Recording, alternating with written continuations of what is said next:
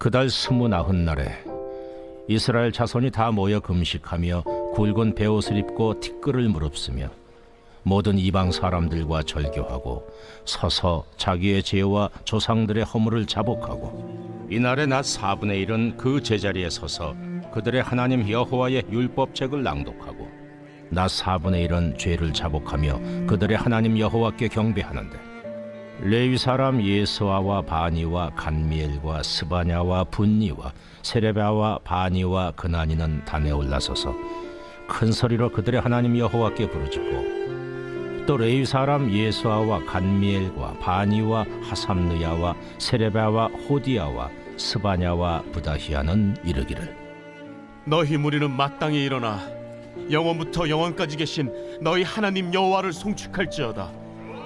주여, 주의 영화로운 이름을 송축할 것은 주의 이름이 존귀하여 모든 송축이나 찬양에서 뛰어남이니이다. 오직 주는 여호와시라. 하늘과 하늘들의 하늘과 일월 성신과 땅과 땅 위의 만물과 바다와 그 가운데 모든 것을 지으시고 다 보존하시오니 모든 천군이 주께 경배하나이다. 주는 하나님 여호와시라. 옛적에 아브라함을 택하시고 갈대아 우르에서 인도하여 내시고 아브라함이라는 이름을 주시고 그의 마음이 주 앞에서 충성됨을 보시고 그와 더불어 언약을 세우사 가나안 족속과 헷 족속과 아모리 족속과 브리스 족속과 여부스 족속과 기르가스 족속의 땅을 그의 씨에게 주리라 하시더니 그 말씀대로 이루셨사오매 주는 의로우심이로소이다.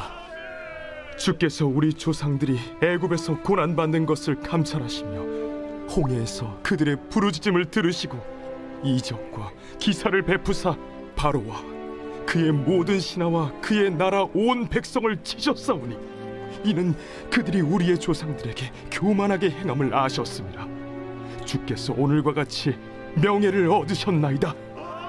또 주께서 우리 조상들 앞에서 바다를 갈라지게 하사 그들이 바다 가운데를 육지같이 통과하게 하시고 쫓아오는 자들을 돌을 큰 물에 던짐같이 깊은 물에 던지시고 낮에는 구름 기둥으로 인도하시고 밤에는 불 기둥으로 그들이 행할 길을 그들에게 비추셨사오며 또 시내 산에 강림하시고 하늘에서부터 그들과 말씀하사 정직한 규례와 진정한 율법과 선한 율례와 계명을 그들에게 주시고 거룩한 안식일을 그들에게 알리시며 주의 종 모세를 통하여 계명과 율례와 율법을 그들에게 명령하시고 그들의 굶주림 때문에 그들에게 양식을 주시며 그들의 목마름 때문에 그들에게 반석에서 물을 내시고 또 주께서 옛적에 손을 들어 맹세하시고 주겠다고 하신 땅을 들어가서 차지하라 말씀하셨사오나 그들과 우리 조상들이 교만하고 목을 굳게 하여 주의 명령을 듣지 아니하고 거역하며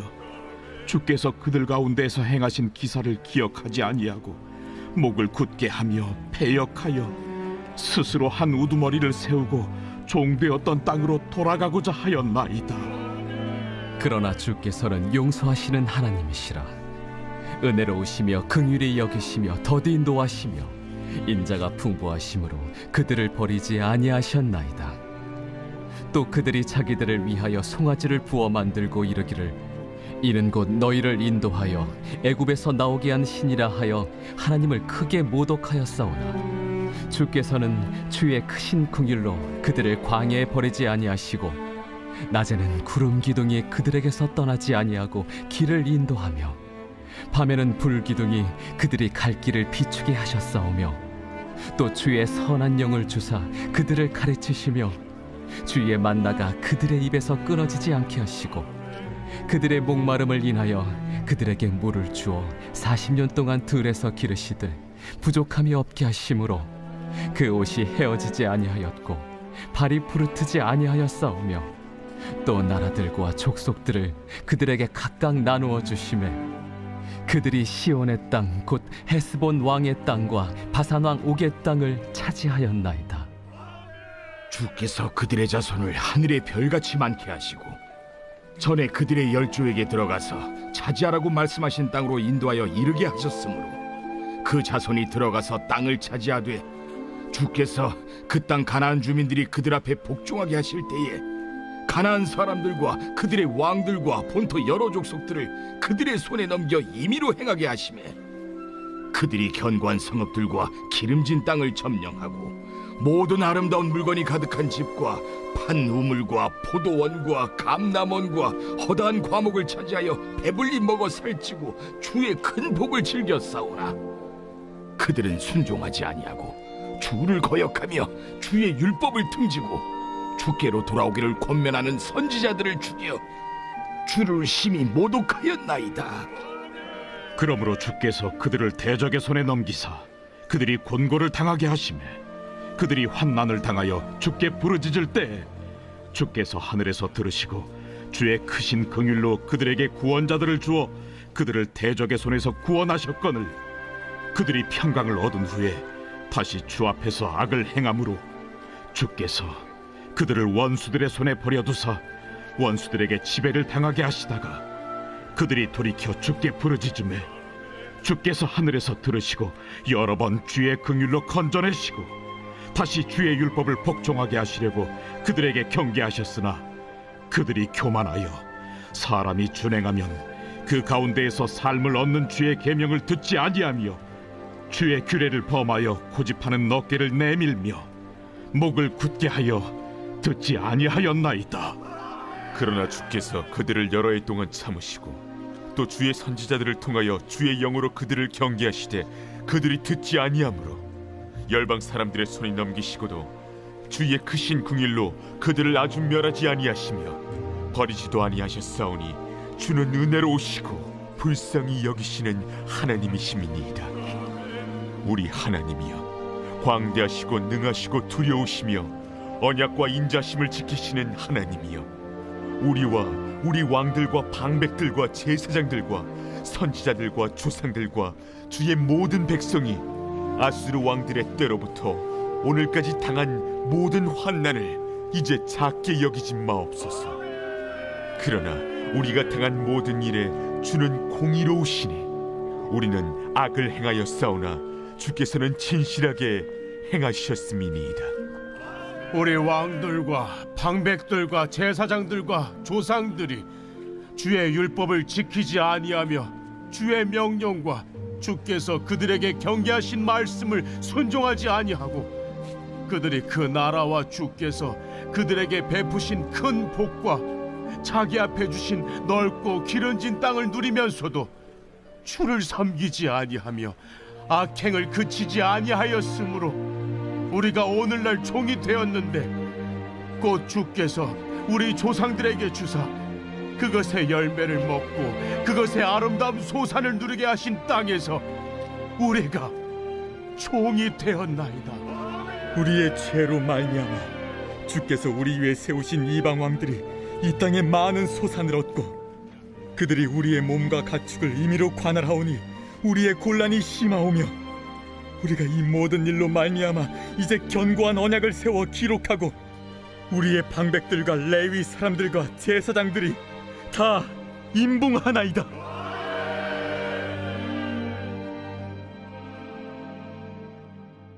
성도 여러분 안녕하세요. 우리 지난 한 주간 추석 그리고 또 한 주간의 우리 방학으로 또 좋은 쉼과 충전의 시간을 잘 가졌으시리라 믿습니다. 자, 오늘부터 우리가 다시 이 성경으로 떠나는 즐거운 여행들을 다시 좀 시작해 보려고 합니다.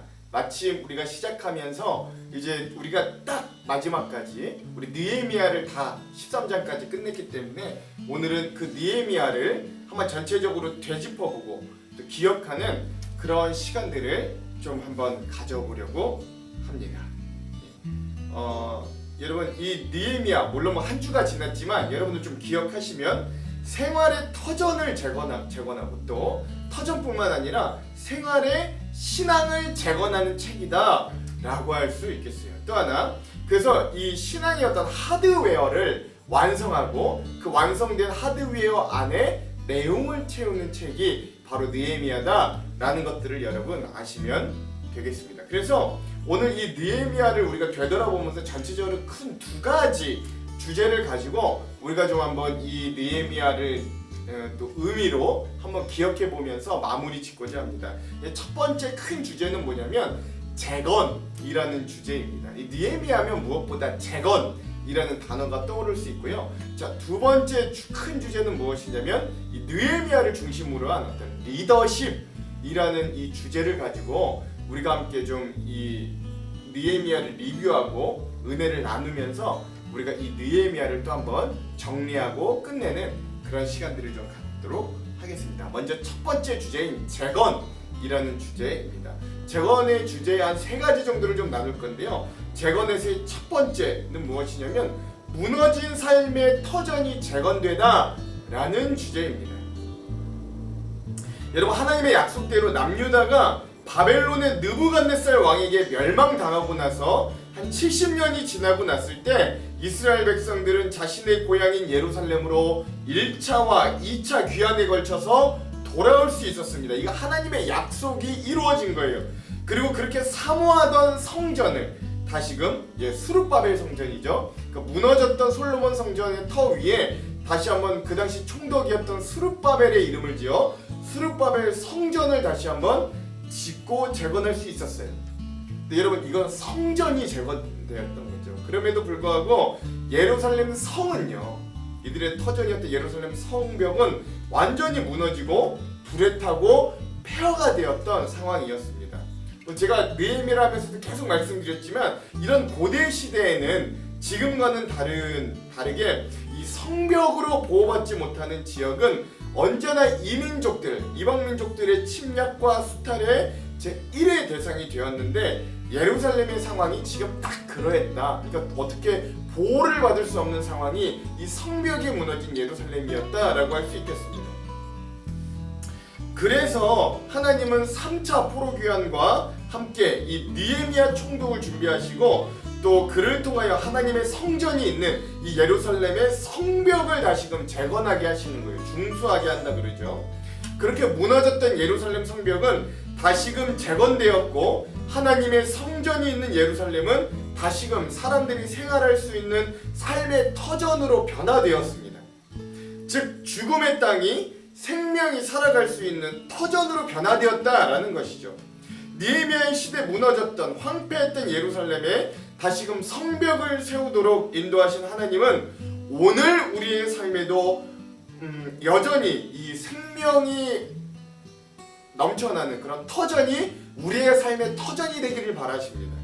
특별히 하나님의 자녀인 신앙인들의 삶은 더더욱 생육하고 번성하고 땅에 충만하기를 하나님은 무엇보다 바라시죠. 그러므로 느헤미야를 통해 하나님은 우리의 무너진 현실의 삶도 세우시고 재건하시는 분이심을 강렬하게 우리들에게 알려주신다. 하나님은 성전뿐만 아니라 예루살렘 성벽을 재건해 주심으로 그들의 삶의 현실과 상황도 재건해 주셨듯이 오늘 우리 믿는 자들, 오늘 우리 그리스도인들의 삶에 무너진 현실도 하나님은 마음 아파하시고 다시금 세워주시는 분이심을 오늘 우리가 알 수 있어야 돼요. 그래서 오늘 우리 성도들도 우리의 믿음뿐만 아니라 우리의 가정, 직장, 이웃관계 등등등 우리의 삶의 모든 터전 가운데서 무너진 것들을 세우는 사람들이 되어야 합니다. 오늘 우리가 다시 세울 예루살렘 성벽이 바로 우리의 가정, 우리의 직장, 우리의 이웃관계이다 라는 것들 여러분 아셔야 돼요. 그리고 그것이 바로 하나님의 자녀들의 생명 살림의 의무이자 하나님의 나라를 확장시켜가는 그런 예수님의 삶이 된다는 것을 우리가 느헤미야를 통해 이 재건이라는 주제를 통해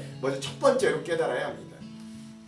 자, 두 번째, 삶의 터전이 재건되었다면 또한 이 느헤미야에서 우리는 생활 가운데 신앙이 재건되는 것들을 볼 수 있습니다. 생활 속에서 신앙이 재건되는 모습이죠.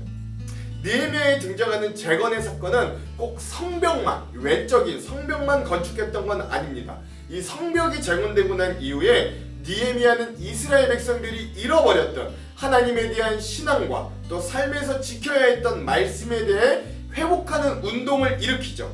그리하여 학사 에스라를 통해 백성들의 삶 가운데 말씀이, 율법이, 그 당시 율법이라고 했지만 지금 우리들에게는 성경이, 말씀이 읽혀지고 들려지고 나누어지는 이 말씀 회복의 신앙의 재건이 되었고 또 그 말씀을 통해 자신의 죄인된 모습을 발견한 온 백성들의 통렬한 회개의 신앙이 재건되었습니다. 그리하여 마침내 그들은 자신들의 사망 가운데서 자신들이 하나님과 멀어졌던 부분들을 스스로 개혁하고 스스로 떨치면서 하나님께서 바라시는 백성의 모습과 가까워질 수 있었죠. 물론 그대로 잘 이어지면 그리고 끝나면 좋으련만 꼭 우리의 현실의 삶이 그렇게 녹록하지는 않습니다. 이 당시도 마찬가지였어요. 그래서 느헤미야가 잠시 1년간 페르시아로 다녀간 사이에 백성들의 삶은 다시금 옛사람의 모습으로, 하나님과 멀어진 사람의 모습으로 금방 돌아가 버리고 말았던 모습도 우리는 좀 발견하게 되는 거예요. 그래서 느헤미야서에는 마지막까지도 이 자신들의 삶의 현실 가운데 신앙으로 개혁하는 그런 모습을 그리면서, 그러니까 이게 뭐 완전히 뭐 성취되었다, 뭐 성공하였다, 해피엔딩을 맞이했다, 뭐 이런 결말이 아니라 그저 계속해서 느헤미야가 이 백성을 통하여 개혁하는 그런 열린 결말을 맺는 모습을 보게 됩니다. 즉, 삶 가운데서도 신앙개혁은 계속돼야 한다는 것을 이런 개혁을 통한 열린 결말로 우리들에게 알려주는 거죠. 그러므로 오늘 우리의 삶의 신앙도 매일매일 개혁되어야 되고 매일매일 새로워져야 됩니다. 개혁하니까 뭔가 되게 부담스럽고 커지는 것처럼 느끼지만 그런 거 아닙니다. 작은 거 하나부터 고치고 바꿔나가는 것, 이것이 바로 우리의 신앙개혁이다 라고 할 수 있어요. 한 번도 1초도 안 했던 기도를 우리가 1분이라도 단 몇 초만이라도 앉아서 할 수 있다면 이런 것들이 우리의 작은 개혁이 되는 거예요.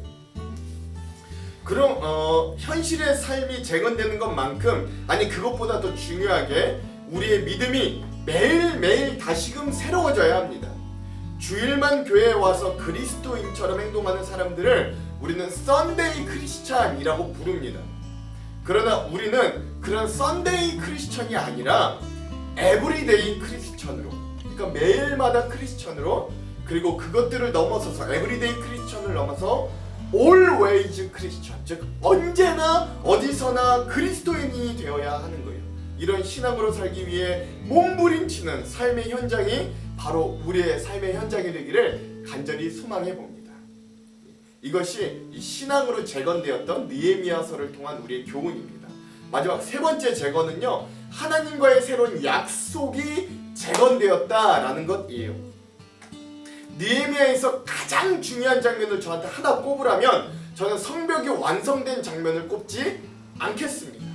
네. 그렇다고 해서 또 그들의 삶에 어떤 새로운 삶의 터전이 생긴 것을 가장 중요한 장면으로 꼽으라고 하지도 않겠습니다. 제가 생각하는 느헤미야서의 절정은 바로 하나님과 이 백성들이 새로운 언약을 이 지도자들로부터 시작하여 온 이스라엘 백성들까지 새롭게 맺고 있는 장면이다. 그래서 인을 치고 사인을 하고 또 본인들이 하나님의 언약과 율법을 준수하겠다고 약속을 하는 그런 하나님과 이스라엘 간의 새로운 약속이 맺어지는, 재건되는 장면을 저는 가장 중요한 장면이라고 보겠습니다. 그래서 오늘 처음에 들었던 그 말씀도 바로 그런 언약, 이 언약으로 나아가는 백성들의 회개와 또 언약으로 나아가는 백성들의 모습이었다라고 할 수 있지, 9장의 말씀이었어요. 즉 하나님의 약속이 이 믿음으로 개혁된 이들에게 새롭게 다가왔고, 그래서 이들이 잊고 있었던 하나님의 약속들을 다시금 붙잡고 살아갈 수 있는 힘과 소망이 생겼댔는데, 가장 큰 느헤미야의 의미와 중요성이 이 가장 중요한 재건이다라고 할 수 있습니다. 사실 여러 가지 문제가 많고 연약함이 많은 우리의 인생 중에 변치 않는 하나님의 약속이 있다는 건 우리에겐 참으로 소망과 희망의 주제가 됩니다. 그래서 우리는 넘어져도 그 하나님의 약속을 믿고 의지하여 다시 일어설 수 있는 거예요. 우리는 우리 자신은 약속에 신실하지 못해도 하나님은 그 약속에 온전히 신실하시니 오늘도 여전히 우리는 하나님의 약속을 의지하여 소망을 품고 그 하나님과의 약속을 재건하며 살아가는 사람들이 되시기를 다시 한번 주님의 이름으로 축원드리겠습니다. 우리가 이런 세 가지 이 부분들을 이 느헤미야를 통한 재건이라는 주제로 함께 좀 묵상하고 또 리뷰하는 시간들이 좀 되었으면 좋겠습니다. 자, 오늘의 또한 두 번째 큰 주제는요, 느헤미야 하면 빠질 수 없는 리더십이라는 주제입니다. 예, 이것도 뭐 제가 여러분 느헤미야를 나누면서 좀 여러 번 말씀드렸던 거지만 다시 한번 정리해 볼게요. 자, 리더십에도 한 3가지 리더십이 있습니다. 느헤미야의 첫 번째 리더십은요, 자기 희생의 리더십입니다. 뭐 이게 너무 대표적으로 잘 알죠. 여러분, 요셉, 느헤미야, 다니엘, 에스더, 모르드게, 에스라, 이 성경의 인물, 제가 지금 방금 말씀드렸던 이 성경의 인물들의 공통점은 바로 이스라엘이 이 포로 시절, 즉 노예가 되었던 시절에 하나님께 쓰임을 받아서 자신들을 지배하고 있는 이 지배국의 오히려 고관, 즉 총리나 왕비나 비서실장 등 이 고위직 관리가 되었던 사람들입니다. 그리고 이들은 하나님께서 이들에게 주신 그 고관의 자리를 개인의 안락을 위하여 사용하지 않고 오히려 자신을 내어놓고 희생함으로 자신의 민족을 살리는, 또 신앙을 살리는 데 역할을 감당했던 사람들이에요. 이 공통점입니다. 이들은. 느헤미야도 마찬가지죠. 페르시아 대제국의 이 고관, 술 맡은 자, 즉 지금으로 치면 비서실장인데, 이런 안락한 지위, 또한 느헤미야라는 이 예루살렘 총독으로서의 모든 혜택을 스스로 버리고 동족의 고통에 동참하는 헌신적인 지도자의 모습을 보여줌으로써 우리에게 이 신앙적인 리더십은 무엇인가를 우리들에게 확고하게 보여줍니다. 또한 거기서 멈추는 것이 아니라 스스로 총독으로서 봉급을 포기함으로 가난한 동족들의 어려움을 해결하였고, 또 가족과 스스로 함께 성벽 공사의 노역에도 직접 참여함으로 노블리스 오블리제를 실천한 사람이 바로 이 느헤미야였어요. 이런 자기희생적인 리더십은 안과 밖으로 방해가 가득한 상황 가운데서도 예루살렘 성벽이 다시금 세워지는 놀라운 역사를 만들어내죠. 그것도 52일이라는 길지 않은 짧은 시간 내에 놀라운 역사를 이루어내는 원동력이 됩니다. 누가 뭐래도 이 느헤미야의 지도력이 탁월했다라고 인정할 수밖에 없는 거예요. 우리 그리스도인들도 이 세상 가운데 보여야 할 리더십의 이러한 딱 느헤미야의 리더십이다 라고 할 수 있는 거예요. 우리도 하나님이 세상 가운데 빛과 소금으로 세워주셨거든요. 이게 뭔 의미냐? 빛, 사람들에게 숨길 수 없습니다. 모든 사람들이 보는 빛이에요. 이게 즉 리더십을 주셨다. 소금도 마찬가지. 즉 빛과 소금으로 세상의 모범이 되어야 할 우리 그리스도인들에게 좋은 본이 되는 이런 느헤미야를 우리가 따르고 그런 리더십으로 세상 가운데 서는 우리 백성들이 되기를 다시 한번 간절히 소망합니다. 우리 리더십에서의 두 번째 이 느헤미야에서 발견할 수 있는, 배울 수 있는 리더십은요, 품고 기도하는 리더십이다라고 할 수 있겠습니다. 이 느헤미야의 리더십이 인간적인 모습으로, 또 인간적인 모습으로 볼 땐 자기 희생적인 어떤 서번트 리더십이었다면, 신앙적으로는 품고 기도하는 리더였다라고 할 수 있어요. 그는 고국 예루살렘이 무너졌고 백성들의 삶이 도탄에 빠졌다는 소식을 듣자마자 하나님께 울며 기도합니다. 자기의 백성과 자기의 고국을 품고 기도해요. 페르시아 왕이 그에게 무엇을 주기를 물어볼 때도 그는 그 잠깐의 순간에도 묵상으로 기도했다고 느헤미야는 증언합니다. 느헤미야는 성벽을 재건하는 어려운 순간 가운데서도 그 순간순간마다 하나님께 기도하며 도우심을 구한 거예요. 대적이 그들을 위협할 때도, 그 위협이 심해질 때도, 두려움이 그를 엄습할 때도 그는 모두 하나님께 기도함으로 그 모든 일들을 하나님께 먼저 내어놓았어요. 느헤미야서에서는 그러한 기도가 연속인 책이다 라고 보아도 무방할 정도로 모든 에피소드의 마지막에는 이 느헤미야의 기도가 등장하면서 모든 일이 마무리되는 책이다 라고 할 수 있습니다.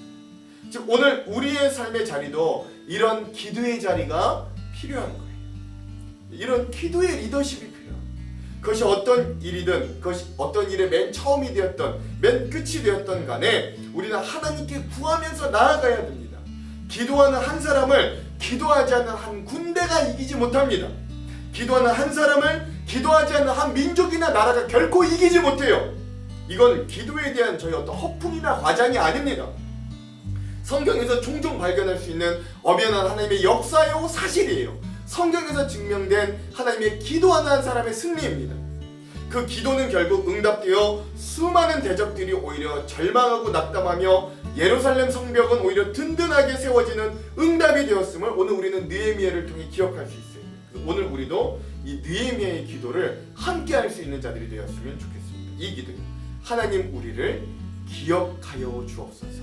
하나님 우리를 도와주시옵소서. 우리 이 느헤미야의 기도가 오늘 우리의 기도가 되기를, 우리가 그런 기도의 리더십을 품을 수 있는 자들이 되기를 간절히 소망합니다. 자, 마지막 이 느헤미야의 리더십의 세 번째는요, 치밀한 계획과 과감한 실행력의 리더십이다 라고 할 수 있습니다. 다른 말로 하자면 믿음과 실력을 겸비한 리더십이다 라고 할 수 있겠어요. 느헤미야는 자기 희생과 또 신앙적으로는 품고 기도하는 신앙적인 모습뿐만 아니라 또 그는 리더로서 갖춰야 될 상당히 치밀하고 과감한 실행력을 가진 지도자였다라는 것들을 잊어서는 안 됩니다. 그는 3차 귀환 행렬을 이끌고 고국에 귀국하고 3일이 흐르자마자 아주 적은 소수의 인원만 데리고 몰래 비밀리에 밤에 나가서 무너진 예루살렘 성벽을 돌아봅니다. 이 일에는 치밀한 그의 계산이 들어가 있는데 두 가지 의미가 있다고 해요. 첫 번째는 뭐냐면 성벽을 중수함에 있어서 어떤 이익 세력이 틈을 타서 들어오지 못하도록 이 일들을 비밀리에 진행한 겁니다.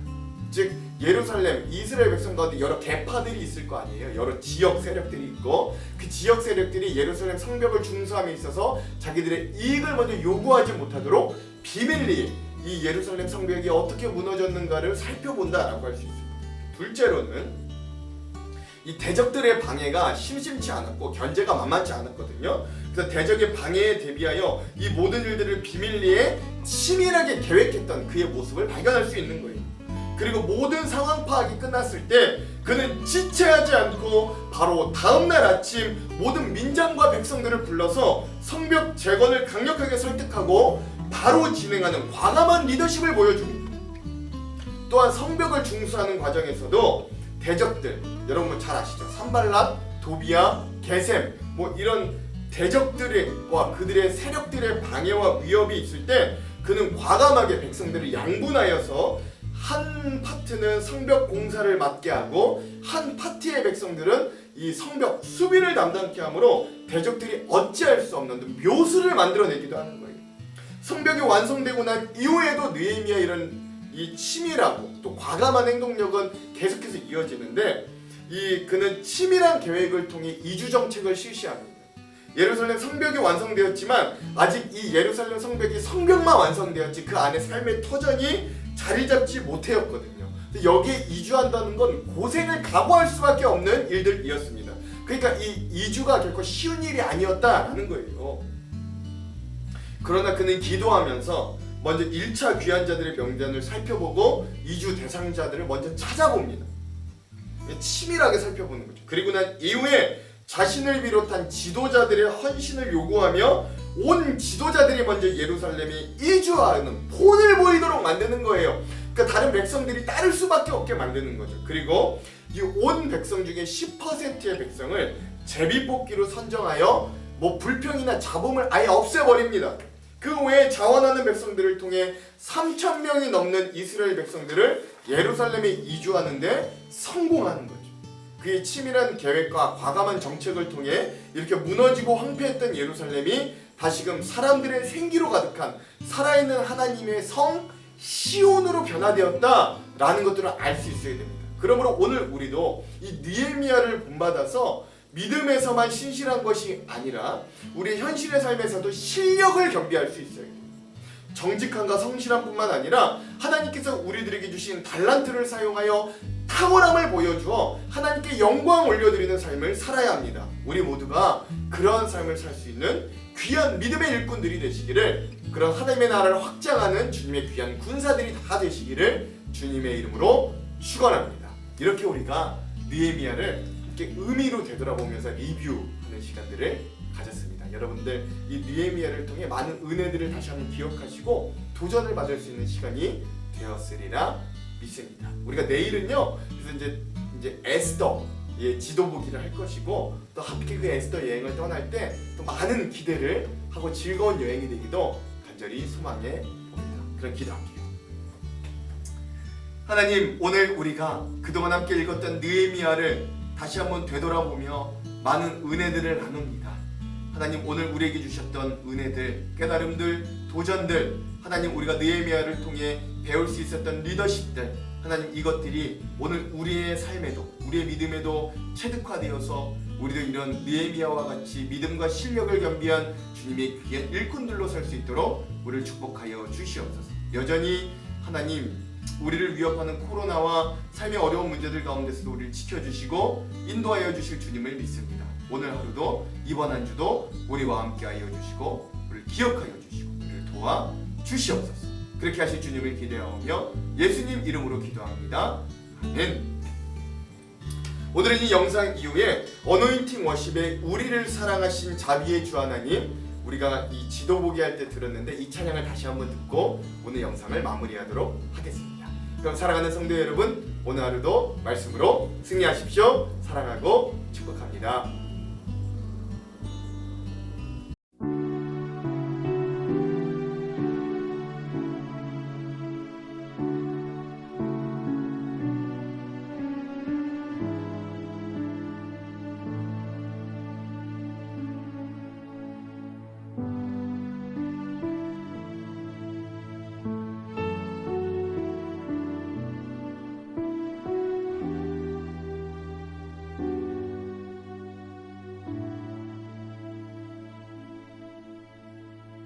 우리를 사랑하신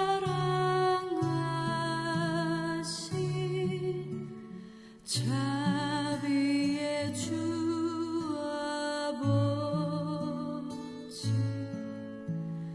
주께로 나아갈 때에 기도들으사 우리 죄악과 강박한 주님께 고백하니 우릴 민망히 여기사 치료의 은혜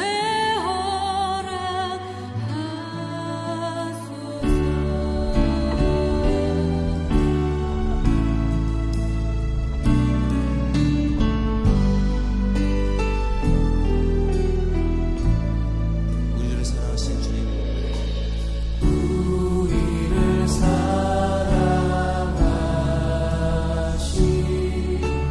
자비의 주 아버지, 주께로 나아갈 때에 기도들으사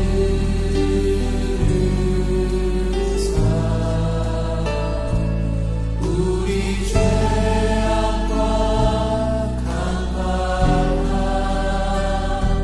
주님께 고백하니 우릴 민망히 여기사 치료의 은혜 허락하소서. 주 얼굴 구할 때